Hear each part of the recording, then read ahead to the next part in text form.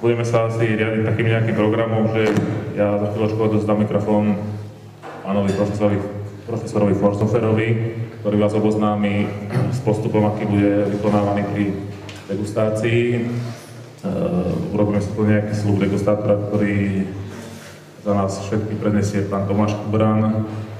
Potom sa pustíme do samotnej degustácie.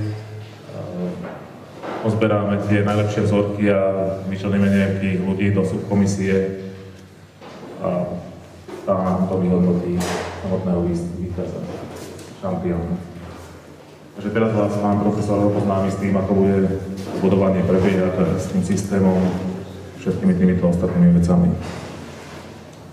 Ďakujem pekne za privítanie a dovolte mi, pretože sa tu stretávame prvý raz, aby som začal trošku poeticky.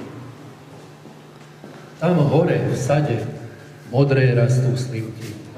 Ja nie som z kraja strání vinných rév, od veršom vínko spevujú všade, my slivovičke spievame svoj spev. Ak víno je jak bosky krásavice, čo hrejú dúškom plnej sladkých múk, tak malý dúšok našskej slivovice pripomína stisk pevných chlapských rúk. To ako na úvod, aby ste sa dobre cítili a aby ste túto začatú tradíciu udržali, napriek tomu, že s tou organizáciou je strašne veľa roboty, ale vítam vás teda všetkých, tí, ktorí sú znalí i neznalí, a aby sme si zladili, ako sa hovorí, noty, budeme hodnotiť podľa schémy, ktorú máte na stole.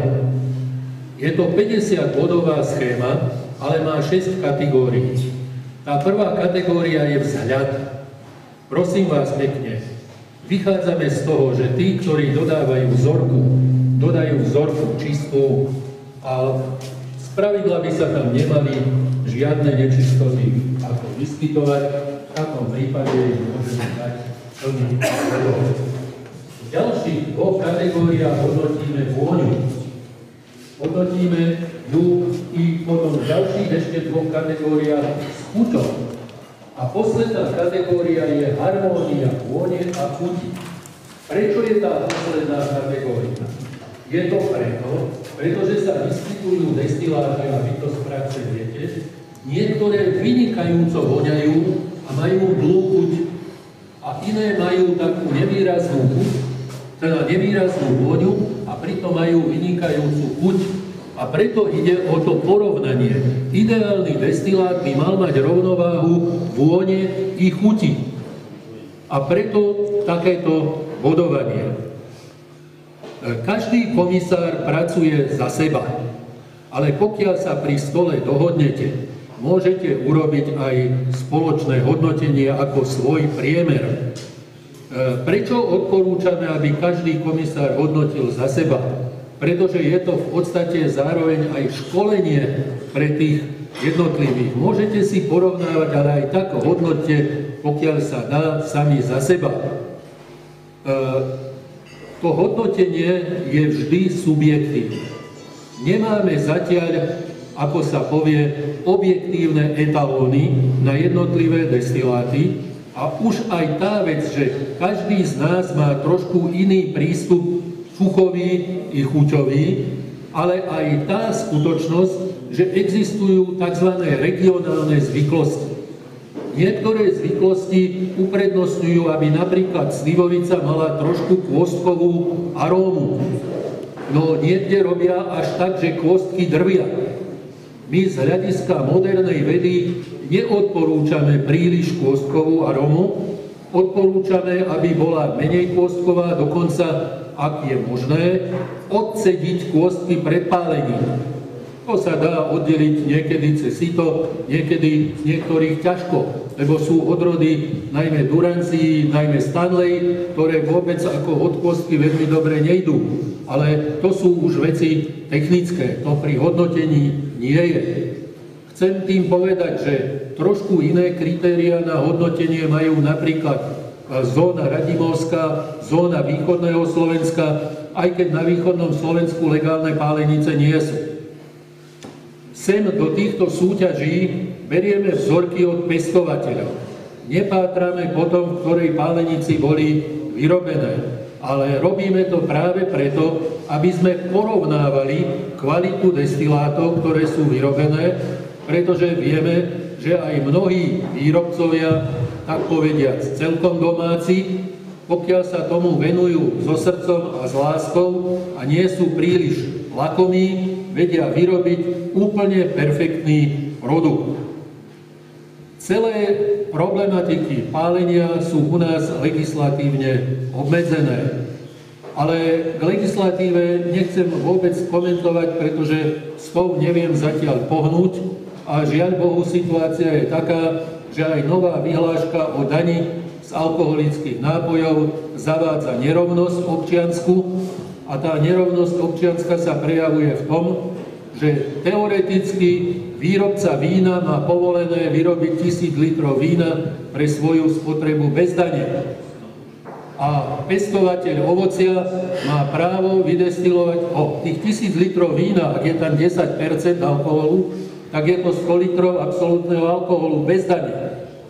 A ak pestovateľ má právo vyrobiť len 43 litrov destilátu ako absolútneho a ešte za to zaplatiť polovičnú sadzbu dane, tak to považujeme za veľmi nerovnovážny stav. Ale znovu opakujem, neviem to v tejto chvíli vôbec prekonať.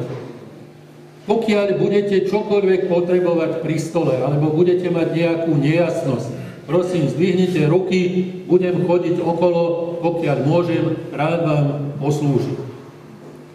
Na vzorky, prosím vás, skúšte si zo začiatku, jak sa hovorí, nenalievať plné poháriky, lebo potom robíte z nich zlievky.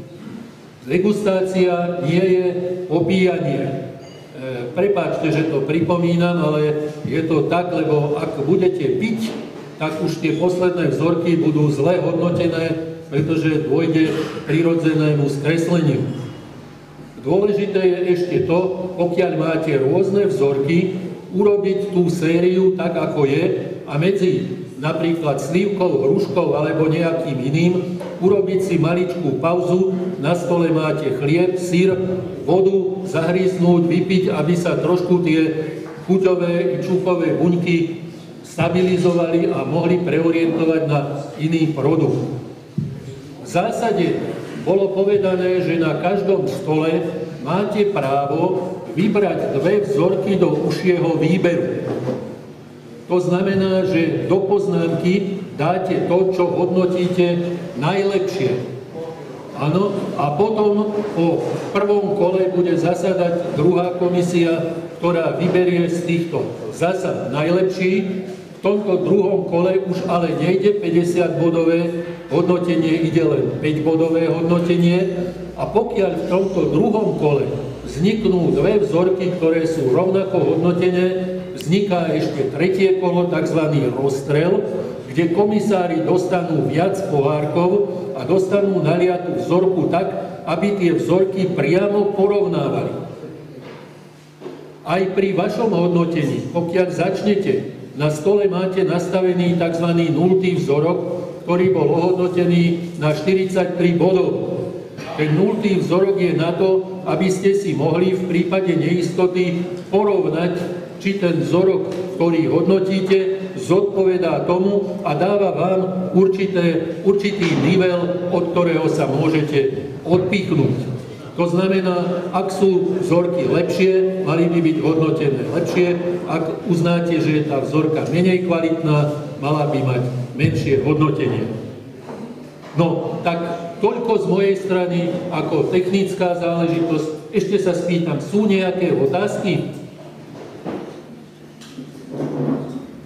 Ak nie, poprosím kolegu, aby predniesol sľub degustátora.